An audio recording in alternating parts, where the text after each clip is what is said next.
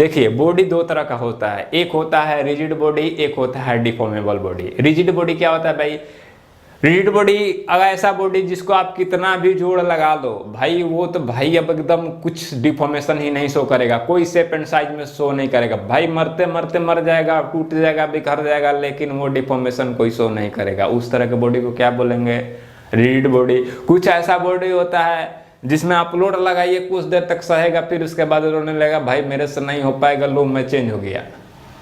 ठीक है, ये तो बात सही है कि भाई कोई भी होता है जो लोग चेंज हो जाता है समय के अनुसार, कोई होता है भाई ना भाई तू जितना मर्जी जोड़ लगा ले मैं मरते मर जाऊंगा लेकिन भाई चेंज नहीं होऊंगा, वो क्या बोलता है? वो रिजिड बॉडी है भाई। लेकिन जो चेंज हो जाएगा उसको हम लोग डिफॉर्मेबल बॉडी बोलेंगे। ठीक है भाई, तो दो तरह का बॉडी आ गया, एक रिजिड बॉडी और दूसरा डिफॉर्मेबल बॉडी। अब आते हैं समझते हैं रिजिड बॉडी का डिफिनेशन क्या होगा भाई? A body is said to be a rigid body if there is no any relative motion between the particles of the body if load is applied. कहने का मतलब इतना बड़ा इंग्लिश का कहने का मतलब है कि एक बॉडी मेरे पास ये है, इस पे मैंने लोड लगाना स्टार्ट किया, लोड का नेचर कैसा भी उससे फर्क नहीं पड़ता, बॉडी पे लोड लगना चाहिए, लग गया भाई ठीक है, लोड लगाते जाओ, किसी एक पॉइंट पे बैठ जाओ, पॉइंट पे बैठने के बाद देखो क्या लोड लगाने से तुम्हारा पोजीशन चेंज हुआ तो भाई वो रिजिड नहीं है, वो चेंज हो गया है, वो रिजिड नहीं है। अगर चेंज नहीं होता है तो भाई वो क्या है? रिजिड है। ठीक है, तो ये मतलब डिफिनेशन हुआ। डिफॉर्मेबल बॉडी क्या बोलता है भाई?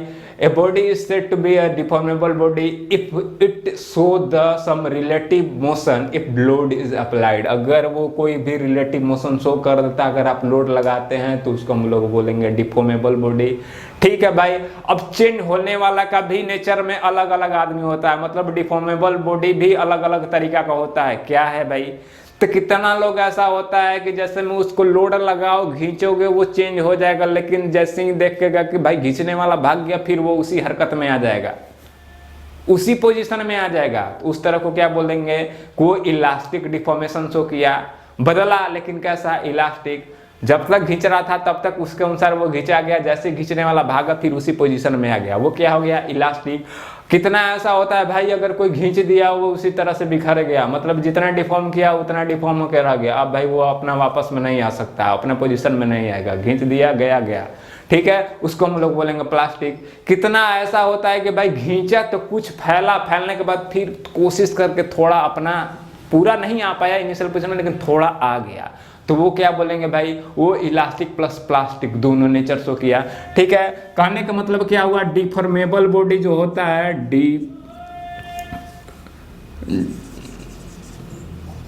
डिफॉर्मेबल बॉडी जो होता है वो तीन तरह का नेचर शो कर सकता है। क्या क्या भाई? इलास्टिक शो कर सकता है, ठीक है, या तो केवल प्लास्टिक शो कर सकता है, ठीक है, या तो इलास्टिक प्लस प्लास्टिक दोनों शो कर सकता है।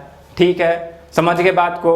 अब इसका एग्जांपल भाई बताओ भाई कौन ऐसा है जो इस तरह का शो करता है? सबसे पहले आते हैं इलास्टिक के बारे में। इलास्टिक के लिए अगर आप कभी एल्युमिनियम को लीजिए और हल्का सा यूटीएम पे उसको खींचिए, खींचने के बाद छोड़ दीजिए, वो जैसे ही फैलेगा फिर अपना पोजीशन वापस ले लेगा। ठीक है, तो उस समय वो क्या डिफॉर्मेशन शो किया? Elastic deformation. ठीक है, अब प्लास्टिक ले लीजिए, कोई पॉलीथीन लेकर उसको खींचिएगा तो क्या हो गया? जितना आप खींचेगा उस पोजीशन में जाने के बाद फिर अपना इनिशियल पोजीशन वो रिगेन नहीं करेगा, तो वो किस तरह का डिफॉर्मेशन शो किया? प्लास्टिक। अब उसके अलावा मैं आपको आता हूँ इलास्टिक प्लस प्लास्टिक दोनों देखना है। एल्युमिनियम को थोड़ा सा और जोर लगा कर खींचिए, खींचने के बाद सबसे पहले वो इलास्टिक होगा और खींचते जाइएगा तो इलास्टिक प्लस प्लास्टिक दोनों नेचर वो शो कर देगा। इसको हम लोग यहाँ पे डिटेल में समझेंगे जब बनाएंगे तब। अब आते हैं डिफिनेशन समझ लेते हैं इलास्टिक बॉडी और प्लास्टिक बॉडी का। इलास्टिक बॉडी वो बॉडी को इलास्टिक बॉडी बोलते हैं जब वो डिफॉर्म होने के बाद अपना इनिशियल पोजीशन दोबारा रिगेन कर दे, अगर लोड हटा देते हैं तो उसको हम लोग बोलते हैं इलास्टिक। कहने का मतलब इंग्लिश में बोल लेते हैं इसको, a body is said to be the elastic body if its regain its initial position if load is remove. अगर लोड हटा देते हैं तो वो अपने वापस अपना पहला पोजीशन में आ जाएगा, तो उसको हम बोलेंगे इलास्टिक। अगर मैं लोड हटा दूं अपना इनिशियल पोजीशन में नहीं आता है तो उसको हम लोग बोलेंगे प्लास्टिक। ठीक है, समझ गए बात? तो बॉडी का भाई दो नेचर होता है, इलास्टिक डिफॉर्मेशन प्लस प्लास्टिक